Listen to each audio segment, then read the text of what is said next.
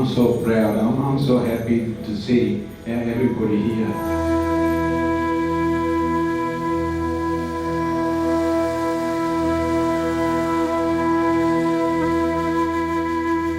It's a wonderful opportunity to learn, as Ravinda said, ancient art, and we need this more in our world today. And obviously yoga is, it's been around for a very, very long time. So thank you for bringing us all together.